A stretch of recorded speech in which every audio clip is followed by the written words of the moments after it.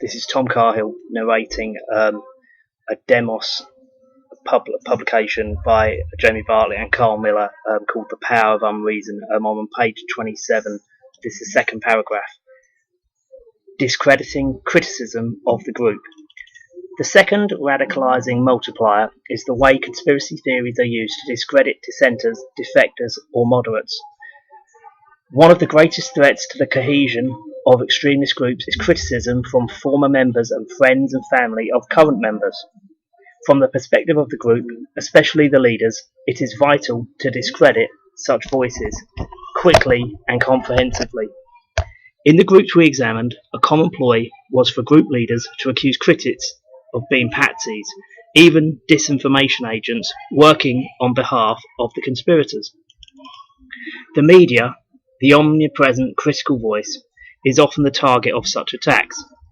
This is because of what is known to psychologists as the third person effect, which describes a tendency for people to believe that the media has a larger influence on others than they themselves. Reference 87. In the Turner Diaries, that's a title of a book I believe, considered to be the Bible of neo-Nazi ideology, both in the United Kingdom and the United States, the white supremacist organisation saw any negative story as part of a state-controlled smear campaign to convince the public that what we are doing is terrible. Reference 88. Indeed, Jewish control of the media is a theme that runs through numerous conspiracy theories, not just those popular in extremist groups. Although the English Defence League is certainly not a neo-Nazi organisation, they frequently claim to be the victims of a state-sponsored smear campaign used against us from the onset by the state-controlled political elite media machine. Reference 89. Perhaps the best-known example is the defection of Dr. Fadl, one of Al-Qaeda's leading theologians, who recently criticised Al-Qaeda from an Egyptian prison.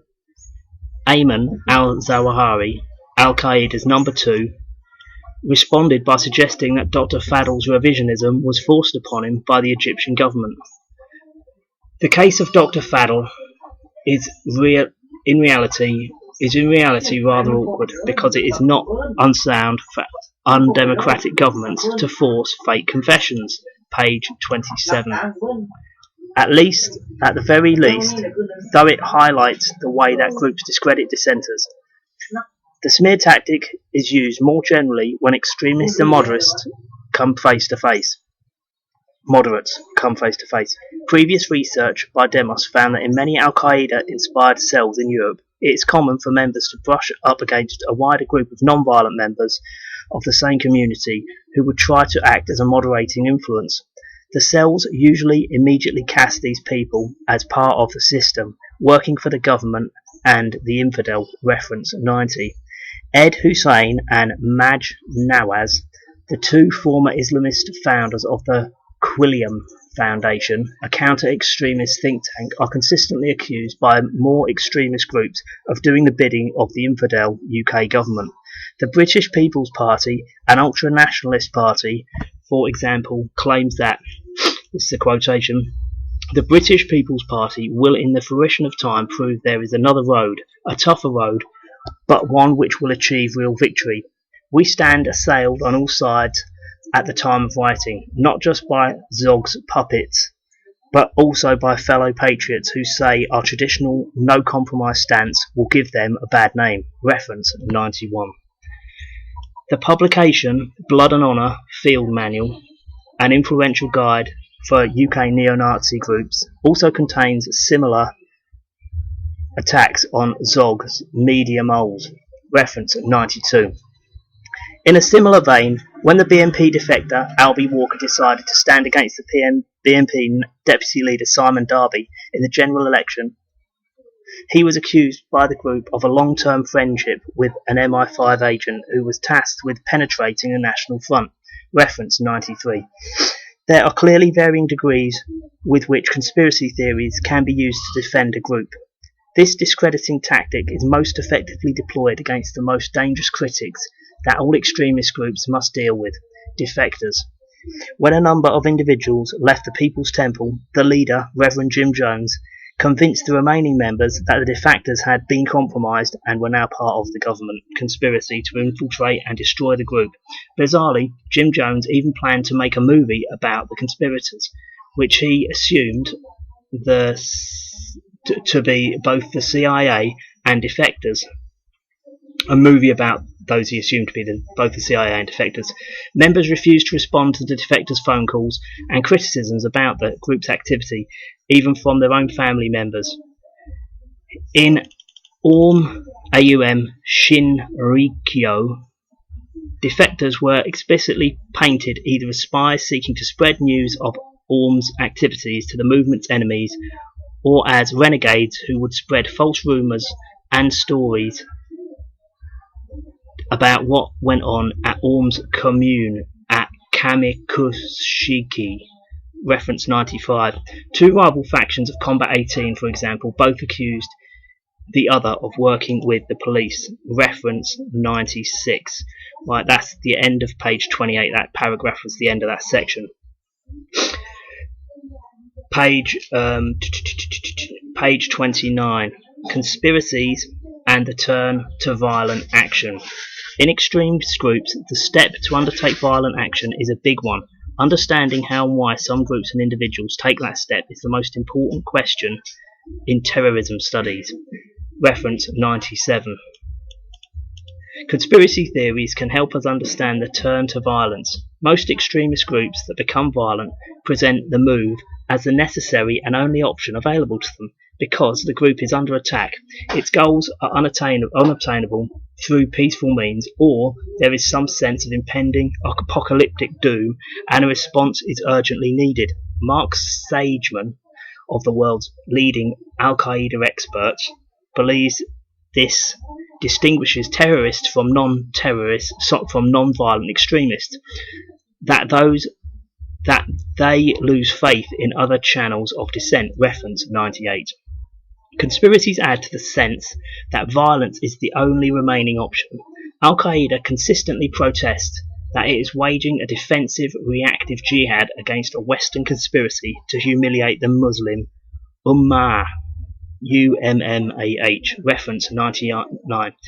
While anti-abortion extremists defend themselves in court using a doctrine of defensive violence articulated in Paul Jennings Hill's Defensive Action Statement Manifesto.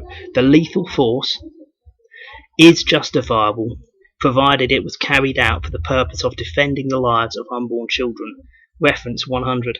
Defensive violence is only necessary because of the collusion of man in Satan's current attack, the abortionist's knife. Reference 101. Further evidence is provided from Aum Shinrikyo. It was only following a failed attempt to run for the 1990 election that Shoko Asahara, the leader, began to publicly espouse that there was a grand conspiracy against the group. It was at this time that the group began to direct its attacks outward in the form of sarin attacks. Ian Reader, an Aum expert, notes, the conspirators against Aum had become the vague and ill-defined enemy and the other against which the sacred struggle was to be fought. They included the USA, the Japanese government, and various Japanese religious movements such as Soka Gakkai and various vaguely defined groups such as the Jews and the Freemasons. Vague. Reference 102. It is also, page 30, notable that the People's Temple, originally a non-violent group, began discussing violence when Jim Jones began telling the group that they were subject to a widespread and persistent conspiracy aiming to destroy their movement. Members became persuaded that, being subject to attack from such a destructive and evil enemy, fighting back was the only option, a legitimate defence. By the mid-1970s, the People's Temple was becoming a military establishment. The group, like Aum Shinrikyo, began to believe they were engaged in a life or death struggle. Reference 103. In some groups, the perceived existence of a conspiracy adds a sense of urgency to the generalized notion that the group has no alternative options. The Oklahoma bomber Timothy McVeigh, was a well-known conspiracist who produced videos detailing the government's siege at Waco, where 26 people died, and handed out pamphlets with titles like US Government Initiates Open Warfare Against American People. What prompted him to action was that he thought the United Nations was imminently going to take over the US. Similarly, Richard Poplawski reacted to the arrival of police responding to a routine domestic disturbance on April 4, 2009 by killing 3 officers and wounding a further 2. He was influenced by belief in anti-government conspiracy theories related to imminent gun confiscation, citizen detention camps, and a Jewish-controlled one world government. Reference 104. Conspiracy theories may also exaggerate and entrench the idea of vanguardism in the mind of group members. Vanguardism has been one of the most consistent attributes of violent extremist groups over the last century. Most powerfully expressed by Lenin in What Is to Be Done, it is a strategy to confront the counter-revolutionary hostility of the establishment and circumvent inertial apathy of the masses. It places emphasis on a small, committed, tight-knit group of revolutionaries as the central agents in a struggle conducted on behalf of many others. It uses stretches from the Bolshevik Revolution. Bolshevik Revolution of 1917 to the Maoist Chinese Communist Party in the 1930s and 1940s, the 1970s Cambodian Khmer Rouge, German Baader Meinhof Gang, and Red Army faction. Most terrorist groups existing today are inheritors of this tradition and direct organizational descendants of Lenin. Al-Qaeda statements from the mid-1990s through to the present indicate that they continue to see themselves and their followers as the vanguard of an international Islamic movement. Reference 105. Vanguardism invokes propagande par les faits, spectacular acts of resistance and defiance to jolt people from self-perpetuating slumber. Vanguardist groups believe the masses they represent are benighted, never heard that word, due to the false consciousness, overt government indoctrination, control of the media, or an oppressive education system. Most people cannot see the real truth of their enslavement. It follows that the greater the conspiracy, the greater the act required. This finds clear expression in the Turner Diaries. The hero of the story, Earl Turner, while ruminating over his movement strategy to wake the white man, complains, "What is really precious to the average American is not his freedom or his honor or the future of his race, but his paycheck." He complained when the system began busing his kids to the black school 20 years ago, but he was allowed to keep his station wagon and his fiberglass speedboat, so he didn't fight. Reference 106. Tom Metzger, the head of the neo-Nazi group The Insurgent, frequently refers to the white population, his population who just want their beer and television and go back to sleep. Reference 107. Tom Gilliard, Gilleard, a member of the British People's Party, was convicted in 2008 of making a bomb, wrote in a notebook recovered by police that time has come to stop the talk and start to act. I'm so sick and tired of hearing nationalists talk of killing Muslims, of blowing up mosques and fighting back, only to see these acts of resistance fail to appear. Reference 108. In these examples, a powerful Jewish conspiracy is presumed to keep them down, and therefore spectacular operations are required. Page 32. Are required to awaken them. Combat 18's Blood and Honor Field Manual demonstrates the group's belief that conspirators are ready to fight back.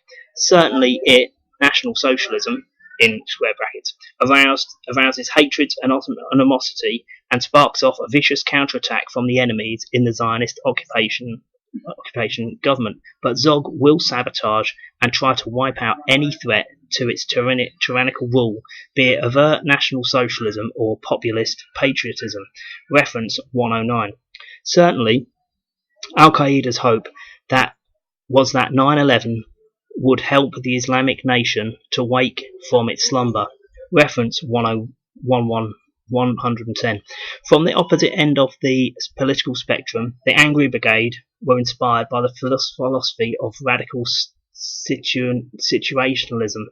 Their decision to blow up Biba Boutique in Kensington High Street in 1971 also aimed to shake the masses. The target was chosen very carefully as a producer of bourgeois culture, keeping the working class enslaved through unnecessary consumerism. Reference 111.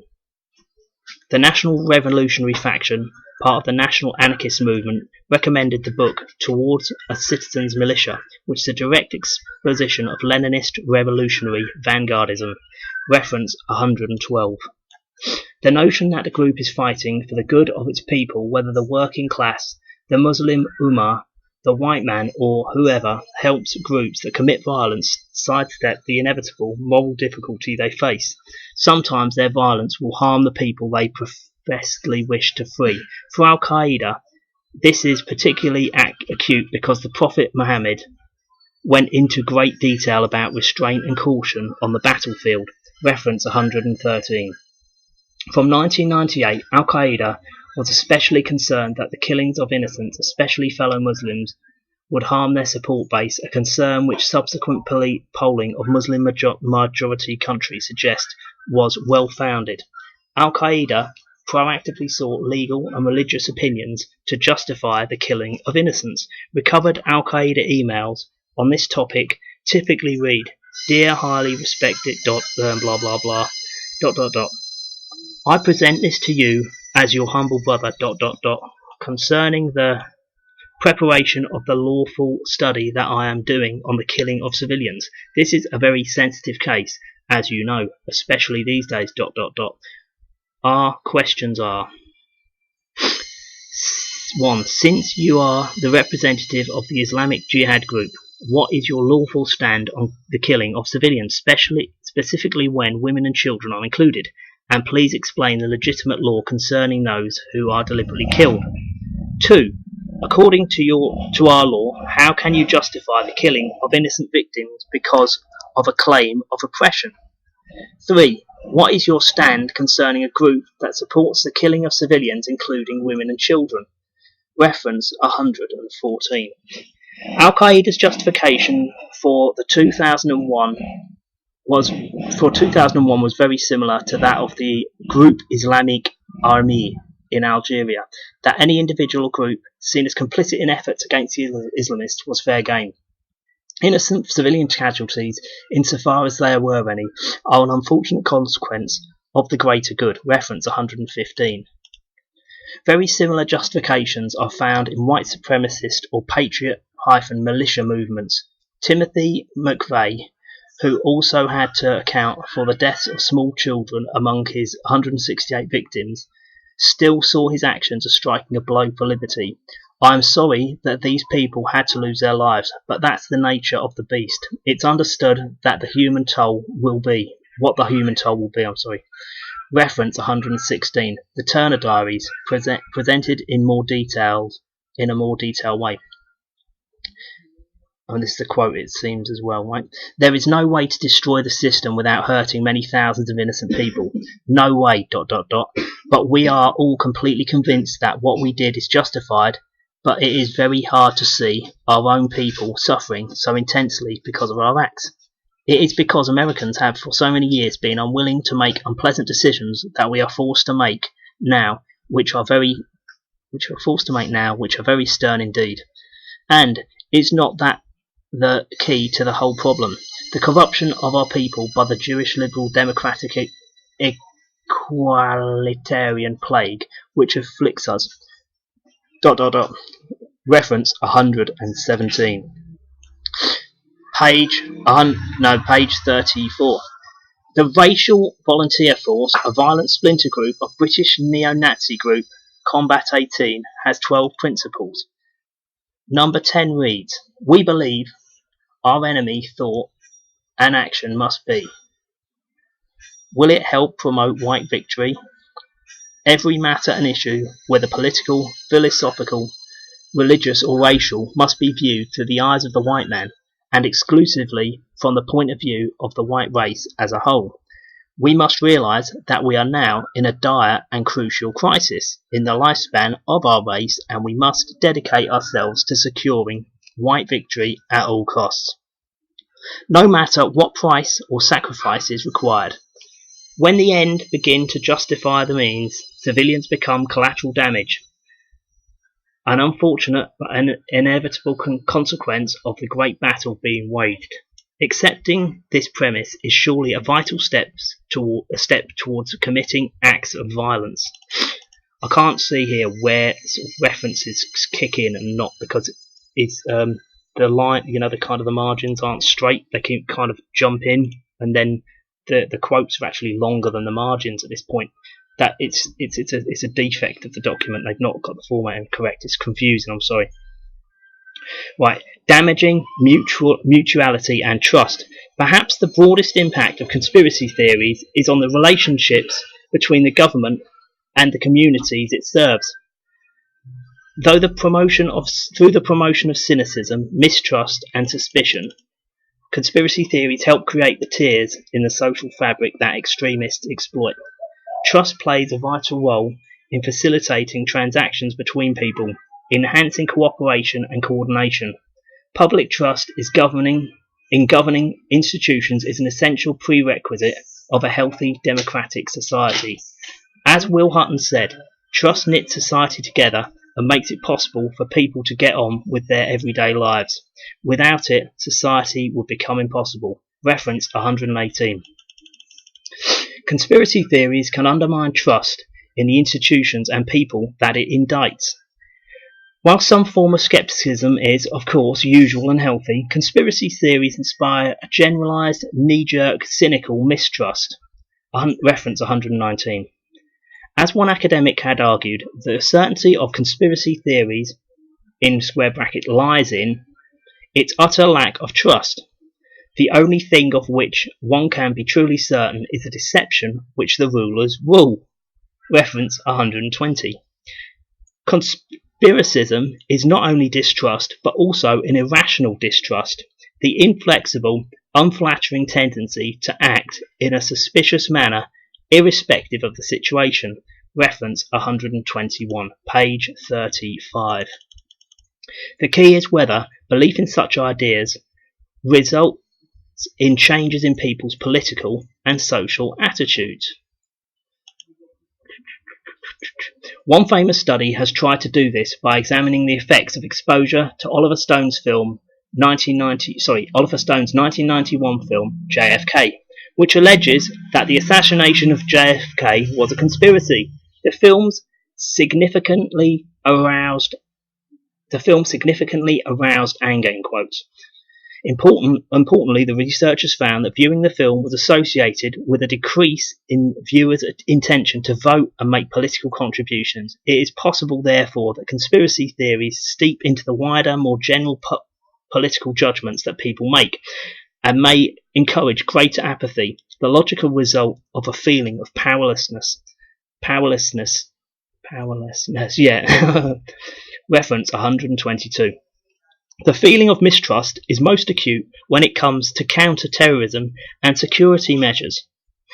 It is in relation to counter-terrorism and security that the level of trust in the state and its agents is vital. Research has consistently shown that successful counter-terrorism policing depends on a positive relationship between the police and the community it is trying to work with. Reference 123.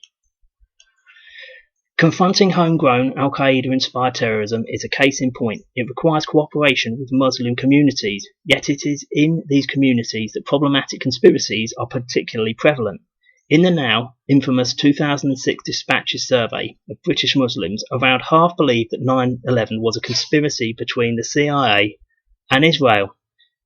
One put it, For all we know, Bush and Bin Laden could be sitting in a room together right now, sipping champagne. End of quotes. Reference 124. Every arrest of a terrorist or terrorist attacks becomes yet another confirmation of a nefarious ploy by Western governments. The former Scotland Yard Deputy Assistant Commissioner, Brian Paddick, and that's Brian Paddick, said that the torrent of rumours about 7/7, that's the 7/7, 7th of July 2005 London tube bombings, was harming relations between Muslims and the rest of Britain. Reference 125. Professor Innes, Innes, Professor Innes's work has found that many Muslims distrust police and are reluctant to inform on extremists. This is a problem worsened by conspiracy theories and creates further difficulties for community level policing. Reference 126. Right. Recommendations and future research. This research is a first attempt to place conspiracy theories within the broader set of ideologies, propaganda and processes of extremist groups. It is not comprehensive.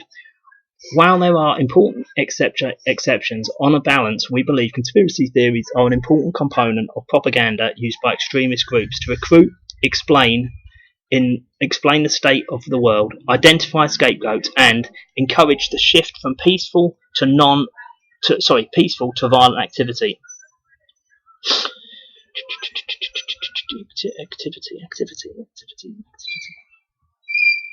More generally, we believe that belief in conspiracy theories by large numbers of the population can harm government-citizen trust, with particular relevance from counter-terrorism work.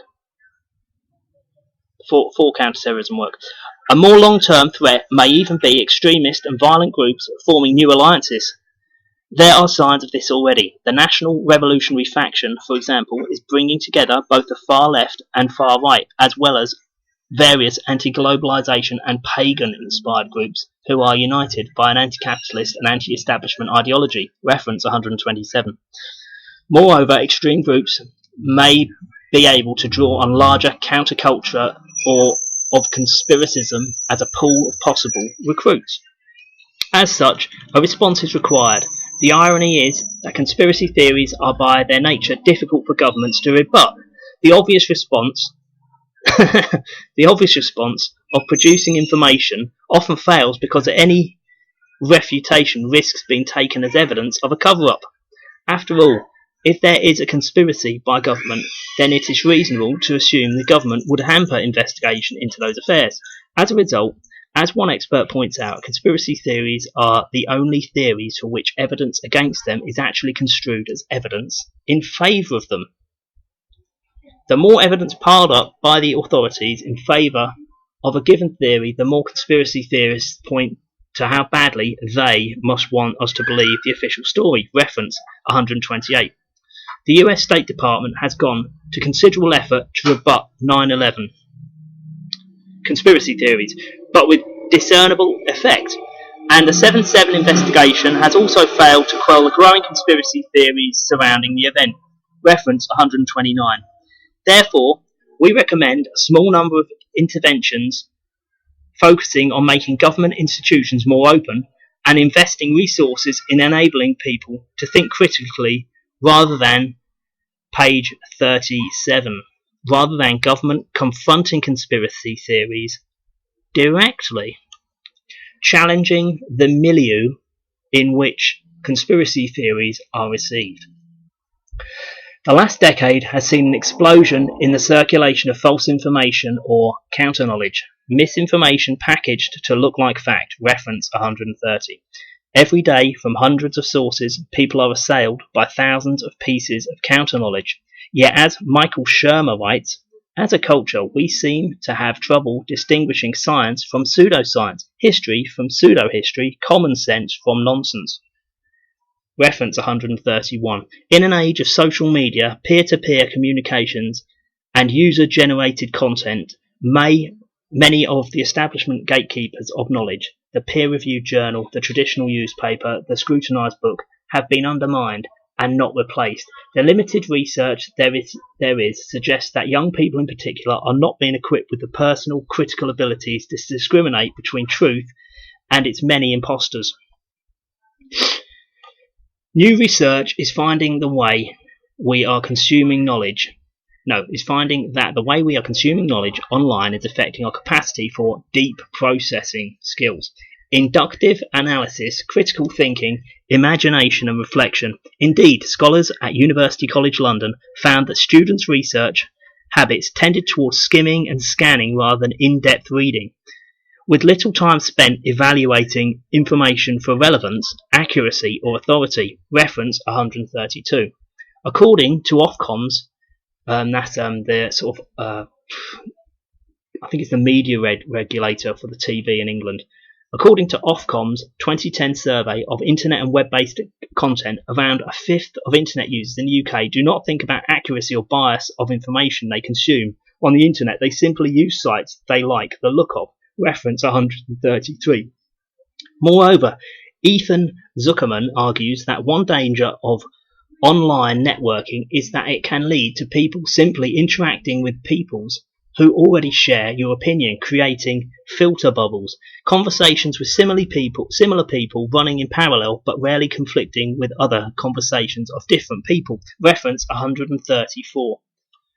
Rather than edit or censor the net, which is impossible and undesirable, it is important to ensure that young people have the skills and critical faculties to navigate this information in a careful manner.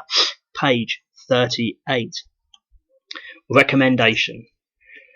The communities and local governments counter-terrorism prevent work must invest more resources in programs that encourage critical thinking and deconstructing the propaganda on the internet. And that prevent had a capital and was inverted commas, so it's probably some kind of initiative, right?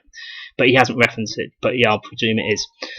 Rather than telling people what to think, it is better to teach them how to think. In respect of Al-Qaeda-inspired terrorism, since 2005, the government has embarked on a difficult path of fighting ideology, often by promoting liberal or moderate Islam. This is contentious and sometimes has limited impact. Government interventions on massive ideology should aim to encourage young people to critically assess propaganda, lies and half-truths themselves. There are some examples of this, such as the award-winning Digital Disruption program run by the youth innovation company Bold Creative. This teaches young people in East London how to critically assess the classic techniques of propaganda such as assertion and video splicing. Reference 135. In respect of Muslim communities, it may be useful to stress the Islamic duty on seeking truth, and that such an edict applies to both official accounts and conspiracy theories.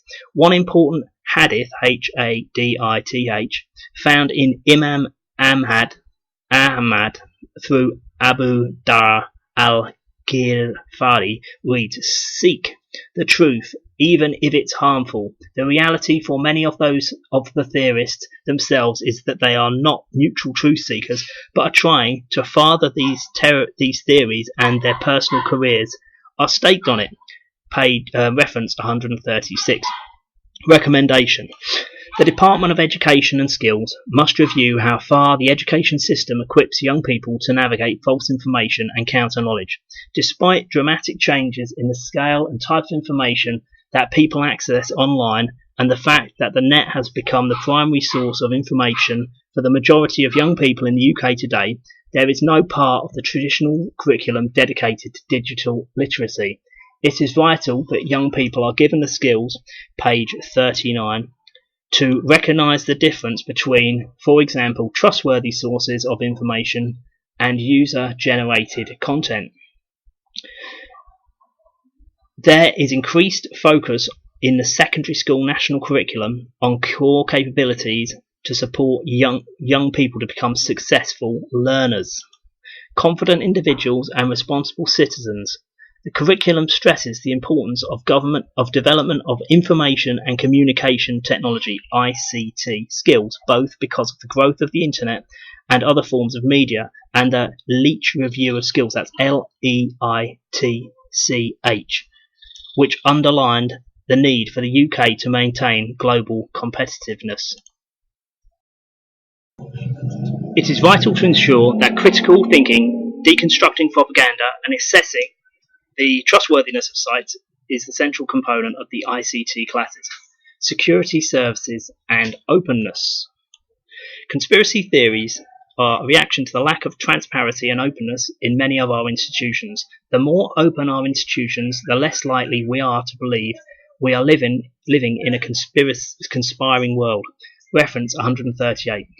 MI5 and other counter-terrorism agencies' lack of transparency has been a contentious issue for some time. The British government only admitted its existence in 1989, and since then, small steps have been made towards declassifying and demystifying its operations. The British public is not as willing to accept silence or minimalist official statements as it was a generation ago, and if it is denied answers, it will look for them independently. It is also becoming more difficult for security services to operate behind the veil of secrecy. The recent leaking of thousands of classified US intelligence documents to WikiLeaks highlights the mounting challenges both in terms of the amount of information that can be released at speed. On July the 15th, 920,000 documents were uploaded in seconds, and the digestion of all documents and the size and complexity of organisations. One recent estimate suggests over 800,000 people have top-level security clearance in the United States, for example. Greater openness is important. Research suggests that providing people with more information can effectively stop some people believing conspiracy theories as a logical reaction to this new information. Reference 139. Nonetheless, it is important to not overstate the likely effectiveness of openness. Some people have what is known as a monological belief system. This describes a noted tendency among conspiracists to, when faced with new explanations that threaten existing beliefs, simply assimilate even contradictory information into their belief system. This is not something that is not limited to conspiracy theorists. Reference 140. As such, we suggest some relatively minor reforms which could help improve the openness of security services without compromising them. These recommendations may not debunk conspiracy theories that some people already believe in, but would prevent new ones gaining traction.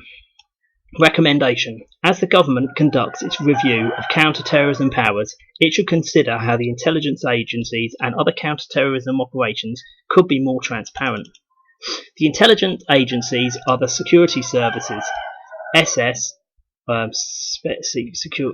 SS or Secret Service, I suppose, or MI5, and the Secret Service in England is normally Security Services. I don't get it. The Secret Intelligence Service are SIS or MI6, and the Government Communications Headquarters, GCHQ. There are other agencies which have an intelligence or counter-terrorism role, including the Joint Intelligence Committee, the assessment staff, like assessment staff is an organisation, obviously, and the Intelligence and Security Secretariat at the Cabinet Office, and the Defence Intelligence Staff, another group. Of course, in many instances, the extent of openness is rightly limited for security reasons. Moreover, there are considerable resource implications of greater openness, particularly to ensure documents and information for public consumption do not compromise current operations or individuals' identity. However, there may be areas where greater openness is possible, for example, earlier declassification of certain documents and reviewing the policy of naming only the head of MI5. Recommendation. There should be maximum disclosure in counter-terrorism cases. In Northern Ireland, the policy of maximum disclosure in providing families with everything known about the killings, page 41, during the Troubles, even if the police could not convict a suspect, was effective. This can be extended to counter-terrorism work too, through the use of trusted, security-cleared community members. This already happens on an ad hoc basis in some local communities following terrorism arrests. It must be supported and scaled up. Providing information to trusted local individuals would enable them to counter conspiracy theories in their own communities. Recommendation: make intelligence announcements more explicit. In Denmark, intelligence agencies publish an unclassified assessment of their judgment of the threats facing the country. Currently, Joint Intelligence Committee assessments, that's Joint Intelligence Committee must be a group, assessments have been released at times, which seems to suit political expediency rather than public interest. The release of Joint Intelligence Committee assessments should be regularised, codified, depoliticised and made widely available. The formation of the National Security Council offers a good opportunity to do this. Therefore, the National Security Council should report annually to Parliament about the threat to national security and release an annual public-facing report which should include the scale of the terrorist threat, the number of groups and individuals being monitored, and activities of the intelligence services that can be safely revealed. Recommendation: change reporting of court proceedings and transcripts. Each major terrorist arrest inspires conspiracy theories of a police stitch-up at the local and national level, yet the resulting trials are conducted according to due process in public session and are decided by a jury of citizens, not the authorities. That's not actually correct at all, because the judge normally tells the jury what to say, so that's technically completely against the provable facts. A professional stenographer transcribes complex trials, but while trials are in public session, court transcripts fall into an exemption under the Freedom of Information Act, reference 141. Worse, the examination is one that does not require consideration of the public interest test. There, where the harm is weighed against the public interest of release, access to court and tribunal records is subject to the permission of the court and can only be obtained at the personal expense of several £100. Reference 142. In major terrorist trials, it is in the public interest to disseminate everything that happened in open court and at public expense, redacted where necessary, where there are overwhelming security implications for the protection of a witness or sources. Reference 143. Security and policing agencies must continue to develop personal relationships with communities to build up trust. Securing and policing services in particular rely on having a trust relationship in the communities they work in, but they are inevitably the targets of conspiracy theories because of the secretive or coercive nature of some of their work. Good relationships between police and communities can help dismantle trust. Demos research on trust has found that people find it easier to trust people than faceless institutions. Trust is often based on the quality of interactions between an individual and the staff of an institution, rather than faceless institutions. Trust is often based on the quality of Trust is often based on the quality of interactions between an individual and the staff of an institution rather than the service of the institution provider per se. Reference 144. Strong and stable personal relationships are particularly important in building effective, with an A, or emotional trust. The feeling that the institution is intrinsically motivated to provide a good service. This is particularly true in securing and policing services. They have to personalise interactions with the public, especially in communities where conspiracy theories are prominent and trust is low. Reference 145. In contexts such as neighbourhood police teams, small partnership groups with the authority to make decisions have been effective. In these, consistent interactions between the same people have allowed personal relationships to develop, along with mutuality and trust to grow and form common ground. There is therefore a strong case to develop similar partnerships, groups and communities where trust in this policy area. and the people responsible for developing it is lowest. The role of civil society in fighting conspiracy theories. It is very difficult for government to effectively fight conspiracy theories that have already gained a foothold in extremist groups. As noted, government lacks the credibility to do so, and attempts to do so may inadvertently give such theories more credibility. Page 43. Credibility. Moreover, public sector cuts probably mean that available resources to directly fight conspiracy theories will be limited. Recommendation. Civil society must play a more proactive role in confronting the lies and myths of conspiracy theories when they find them. There are a number of independent civil society groups that currently work to fight various forms of extremist and terrorist ideology. It is important that they also confront conspiracy theories that are part of the ideology. Such groups have more credibility than the government to factually rebut them. This applies not just to active civil society groups, but society as a whole. Community leaders and individuals, for example, should be ready and willing to rebut conspiracy theories head-on where they find them. Opportunities for direct government confrontation. For obvious reasons, it is extremely difficult for the government to infiltrate effectively closed networks of disinformation. However, open infiltration is possible in some limited instances. Recommendation.